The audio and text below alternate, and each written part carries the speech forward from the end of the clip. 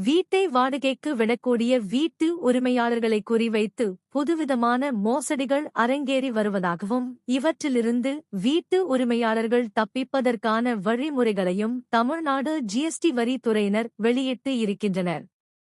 முன்பெல்லாம் வாடகை மோசடி என்பது வாடகை கொடுக்காமல் ஏமாற்றுவது, வீட்டை காலி செய்யாமல் ஏமாற்றுவது மற்றும் வீட்டை காலி செய்த பின்பு அட்வான்ஸ் தொகையை திருப்பி செலுத்தாமல் இருப்பது போன்றவை.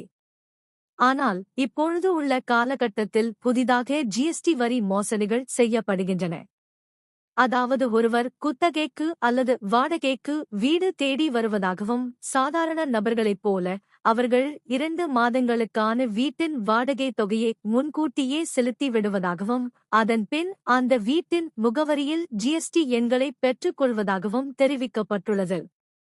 இவ்வாறு வீட்டு உரிமையாளரின் அனுமதி இன்றி வாடகைக்கு இருக்கக்கூடிய வீட்டின் முகவரியை பயன்படுத்தி ஜிஎஸ்டி எண்களை பெற்றுக்கொண்டு அதில் பல்வேறு விதமான பண மோசடிகளை மேற்கொள்வதாகவும் தெரிவித்து இருக்கின்றனர்.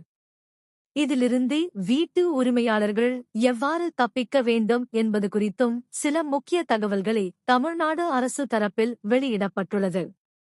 அதாவது வீட்டை வாடகைக்கு உடனிருப்பவர்கள் முதலில் வாடகைதாரிடம் எழுத்துப்பூர்வமாக பத்திரத்தை பதிவு செய்ய வேண்டும் என்றும் அதிலும் குறிப்பாக இந்த முகவரியை பயன்படுத்தி எந்தவிதமான ஜிஎஸ்டி என்னும் பெறக்கூடாது என்றும் அதில் குறிப்பிட வேண்டும் என தெரிவிக்கப்பட்டுள்ளது.